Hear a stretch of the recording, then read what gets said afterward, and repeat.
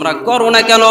আল্লাহ রাব্বুল আলামিন কাল কিয়ামতের ময়দানে তিনি বলতেছেন ফামাইয়ামাল মিসকালা যাররাতিন খায়রান ইয়ারা ওয়া মাইয়ামাল মিসকালা যাররাতিন শাররান ইয়ারা।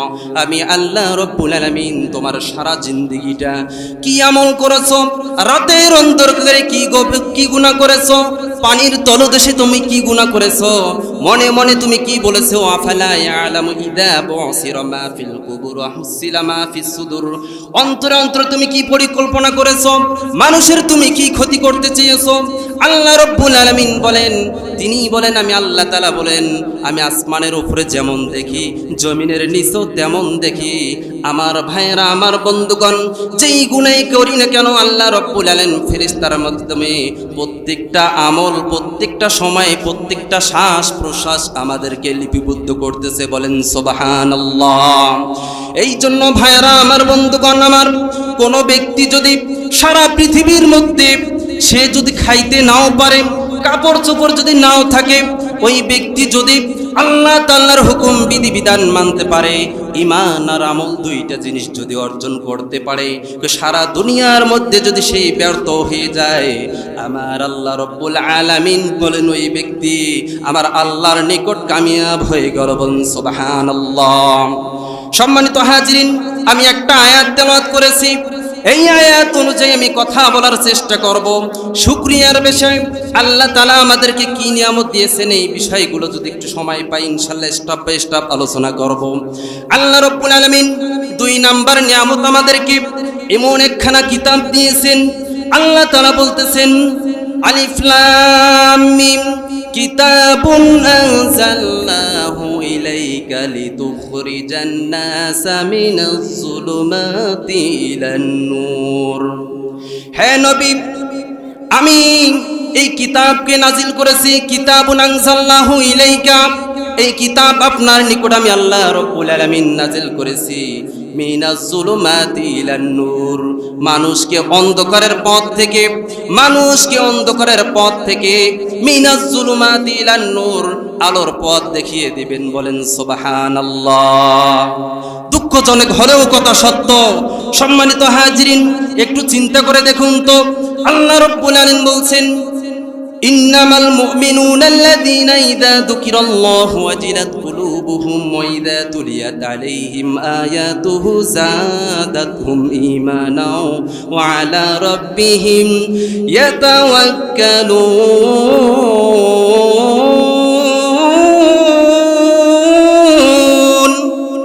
আল্লাহ রাব্বুল আলামিন বলছেন আমি কোরআন নাজিল করেছি, যেই ব্যক্তি কোরআনকে বেশি বেশি তেলাওয়াত করবে, আল্লাহ তাআলা বলছেন যাদাতহুম ঈমানা, আমি আল্লাহ রাব্বুল আলামিন তোমাদের ঈমানকে বৃদ্ধি করে বলবো সুবহানাল্লাহ। আমার ভাইয়েরা, আমার বন্ধুগণ, একটু চিন্তা করে দেখুন তো, এই দুনিয়ার জমিনে কিছুদিন আগে আমরা ছিলাম না, এখন আছি, কিছুদিন পর থাকবো না। এই কোরআনটা মসজিদের মধ্যে জায়গা পায়, এই কোরআন আমাদের ঘরের মধ্যে জায়গা পায় না। অনেক সময় দেখা যায় কোরআনটা তাকের মধ্যে আছে, এই দুনিয়ার মধ্যে কিভাবে এরকম রহমত নাজিল হবে? আল্লাহ রাব্বুল আলামিন বলছেন এই কোরআনটা আমি তোমাদেরকে দিয়েছি ব্যক্তিগত জীবন, পারিবারিক জীবন, সামাজিক জীবন, রাজনৈতিক জীবনের মধ্যে যে ব্যক্তি বাস্তবায়ন করবে, আল্লাহ রাব্বুল আলামিন বলছেন যেই কিয়ামতের ময়দানে, ভয়াবহ কিয়ামতের ময়দানে সন্তান তার মায়ের পরিচয় দিবে না, মা তার সন্তানের পরিচয় দিবে না, সেই কঠিন মুহূর্তে আল্লাহ রাব্বুল আলামিন বলছেন লা খাউফুন আলাইহিম ওয়ালা হুম ইয়াহজানুন।